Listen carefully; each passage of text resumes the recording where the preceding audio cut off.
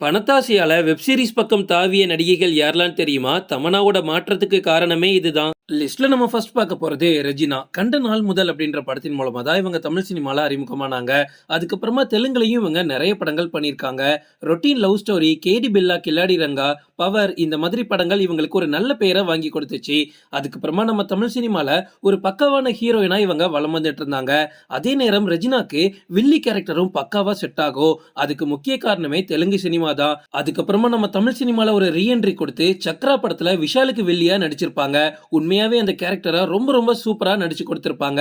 But இவ்வளவு talent இருந்துமே ரெஜினாக்கு அடுத்தடுத்த பட வாய்ப்புகள் ஒழுங்கா வராததுனால ஃபுல் அண்ட் ஃபுல்லா வெப் சீரிஸ் பக்கம் இவங்களோட கவனத்தை செலுத்த ஆரம்பிச்சாங்க.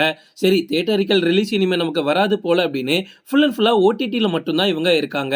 பார்டர் பிளாஷ்பேக், சூர்பனகை இந்த மாதிரி சீரீஸ்ல நடிக்க ஆரம்பிச்சாங்க. லிஸ்ட்ல நம்ம அடுத்து பார்க்க போறது அமலா பால். தமிழ் சினிமால மைனா, தெய்வ திருமகள், நிமிர்ந்து நெல் இந்த மாதிரி படங்கள்லாம் நடிச்சு அமலா பாலுக்கு ஒரு நல்ல பெயர் இருந்துச்சு. அடுத்தடுத்த பட வாய்ப்புகளும் வந்துகிட்டே இருந்துச்சு. பட் எப்போ ஆடை அப்படின்ற ஒரு படத்துல நடிச்சாங்களோ அதுக்கப்புறமா அவங்களோட மொத்த மார்க்கெட்டும் காலி அப்படின்னு சொல்லலாம். ஒரு நல்ல ஹீரோயின் தேவையே இல்லாம இந்த ஒரு ரோல் பண்ணி நான் எல்லாத்தையும் ஓப்பனா காமிக்க போறேன்னு பண்ணி மொத்த பேரையும் கெடுத்துக்கிட்டாங்க.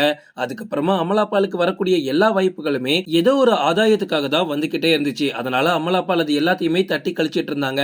சரி, இனிமே தியேட்டரிக்கல் ரிலீஸ் எதுவும் வேணாம் அப்படின்னு ஃபுல் அண்ட் ஃபுல்லா ஓடிடி பக்கம் அவங்களோட கவனத்தை செலுத்துறாங்க. அதன் மூலமா விக்டிம் ஹூ இஸ் நெக்ஸ்ட் அப்படின்ற ஒரு வெப் சீரிஸ்ல நடிச்சாங்க. அது ஓரளவுக்கு டீசென்டான ஹிட் ஆயிருக்கு.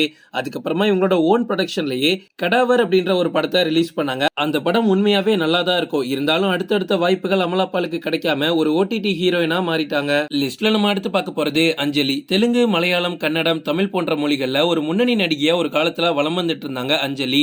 அங்காடி தெரு, லிசா, நாடோடிகள் 2 இந்த மாதிரி படங்கள்லாம் அடுக்கடுக்கா நம்ம தமிழ் சினிமால நடிச்சுக்கிட்டே இருந்தாங்க. ஆனா ஒரு கட்டத்துல இவங்களோட பர்சனல் லைஃப்ல ஏற்பட்ட பிரேக்கப் காரணமா அவங்க சினிமா பக்கம் கவனத்தை செலுத்தாதனால அடுத்தடுத்த பட வாய்ப்புகளை இழந்துட்டாங்க.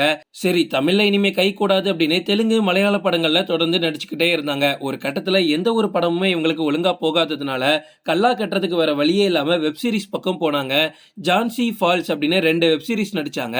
உண்மையாவே அந்த ரெண்டுமே ஒரு நல்ல பேரை இவங்களுக்கு வாங்கி கொடுத்துச்சு. அப்புறமா தான் அஞ்சலிக்கு அது ரொம்ப ரொம்ப கம்ஃபர்ட் ஆகி படங்கள்ல நடிக்கிறதை விட வெப் சீரிஸ் கதைகளை அதிகமா கேட்க ஆரம்பிச்சிருக்காங்க. லிஸ்ட்ல நம்ம அடுத்து பார்க்க போறது தமன்னா. ஹிந்தியில அறிமுகமாகி அதுக்கப்புறமா தமிழ்ல நடிச்ச கேடி, பையா, தில்லாலங்கடி இந்த மாதிரி படங்கள் தமன்னாவோட மார்க்கெட்டை ஒரு நல்ல உயரத்துக்கு எடுத்துட்டு போயிடுச்சு. அந்த டைம்ல த்ரிஷாக்கு நிகரா நம்ம தமிழ் சினிமால தமன்னாவை பேசிட்டு இருந்தாங்க. எல்லாரோட கனவு கண்ணியா வேற வலம் வந்துட்டு இருந்தாங்க. மில்க் பியூட்டி அப்படின்னு எல்லாருமே இவங்களை கூப்பிடுவாங்க. ஜெயிலர் படத்துல எப்போ காவாலா பாட்டு ஆடினாங்களோ அதுல இருந்து அவங்களே எதிர்பார்க்காத அளவுக்கு உச்சத்தை இப்போ அடைஞ்சிட்டாங்க. பட் சில வருஷத்துக்கு முன்னாடி மார்க்கெட் இல்லாம இவங்க வெப் சீரிஸ் தான் நடிச்சிட்டு இருந்தாங்க. ஓடிடி ஹீரோயினாவே தமன்னாவை மாத்தி விட்டாங்க. நவம்பர் ஸ்டோரி, மாஸ்டர் செஃப் அப்படின்னு 2 சீரிஸ் நடிச்சாங்க. ரெண்டுமே அவ்வளோ தரமா இருக்குங்க. அதுவும் நவம்பர் ஸ்டோரியிலலாம் தமன்னாவோட ஆக்டிங் அப்படி பீக்ல இருக்கும்னு சொல்லலாம். லிஸ்ட்ல நம்ம அடுத்து பார்க்க போறது வாணி போஜன். சின்னத்திரை சீரியல்களை நடிச்சுக்கிட்டு தமிழ் சினிமாக்குள்ள வந்தவங்கல்ல வாணி போஜனுக்கு எப்பவுமே ஒரு சூப்பரான இடம் உண்டு அப்படின்னு சொல்லலாம். ஏன்னா தமிழ் சினிமால இவங்க நடிச்ச நிறைய படங்கள் ரொம்ப ரொம்ப சூப்பரா இருக்கும். ஓமை கடவுளே, லாக்அப், மலேசியா டு அம்னிஷியா, மிரல் இந்த மாதிரி படங்கள்லாம் நடிச்சு ஒரு நல்ல வரவேற்பு இவங்களுக்கு இருந்துச்சு. பட் இவ்வளவு இருந்தாலும் அடுத்தடுத்த படங்கள்ல நடிக்காம வாணி போஜன் ரொம்ப அவங்களோட கவனத்தை வெப் சீரிஸ் பக்கமே வச்சிருக்காங்க. தியேட்டரிக்கல் ரிலீஸை விட ஒரு நல்ல கலெக்ஷனை பார்க்கலாம் அப்படின்னு இவங்க நினைக்கிறாங்க. அதே மாதிரி இவங்களோட சம்பளமும் அது மூலமா தான் உயர்ந்திருக்கு. ஓகே ஃப்ரெண்ட்ஸ், இதோட நான் இந்த வீடியோ முடிச்சுக்கிறேன். இன்னொரு இன்ட்ரெஸ்டிங்கான வீடியோல நம்ம சந்திக்கலாம். Stay tuned.